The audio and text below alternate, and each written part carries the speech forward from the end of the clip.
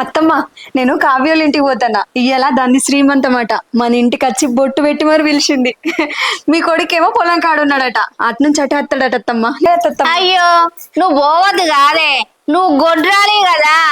నీకెవ్వరు చెప్పలేదా పిల్లలు లేని గొడ్రాలు పురుళ్ళకు శ్రీమంతం ఫంక్షన్లకు పోవద్దని తెలియదా? మీ అవ్వ కూడా చెప్పలేదానే నీకు? నువ్వు పోయిన కాడ రేపేదైనా వాళ్ళకి చెడు జరిగితే ఇంటి మీదకి వచ్చి 10 మందిలో పిలిచి మా ఇజ్జత్ మానం తీస్తారు, అది కూడా తెలియదా? ఎవల పరువు తీయాలనుకుంటానవే? శ్రీమంతం ఫంక్షన్ పోతానత్తమ్మా నాకు బొట్టు పెట్టి చెప్పింది అంటాను. అయినా దాని మనసులో అలాంటి ఆలోచన ఉంటే నన్ను పిలిచేదే కాదత్తమ్మ, బొట్టు పెట్టి మరి పిలిచింది అంటే దానికి అట్లాంటి ఆలోచన లేదన్నట్టే కదా. అయ్యో, దానికి తెలియదేమో నీకు పిల్లలు లేరని.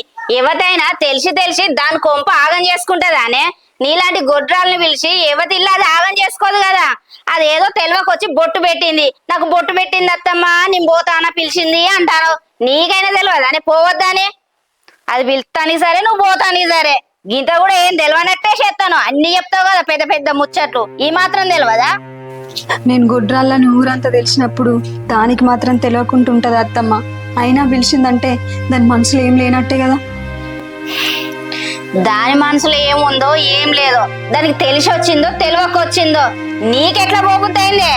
నాకు బొట్టు పెట్టకే నేను గొడ్రాల్ని, నాకు పిల్లలు లేరు అని నువ్వేనా చెప్పాలి కదా. అది కాదత్తమ్మ, అది వచ్చి నాకు శ్రీమంతం అనగానే అన్ని మర్చిపోయి సంతోషపడ్డా గాని నాకు పిల్లలు లేరన్న విషయం మర్చిపోయినత్తమ్మ.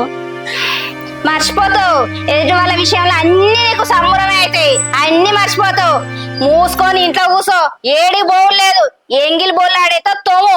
ఇంట్లో ఎక్కడి పని అక్కడనే ఉన్నది, పండగ వస్తుంది, ఇల్లంతా చదరాలి. ఇది ఎట్లా పిండినవే నీ ముఖం లెక్కనే కంపు వాసన వస్తుంది. పో మళ్ళీ పిండి పో. ఏడుకో పోతుందట, సింగారించుకొని పోతాంది ఇక.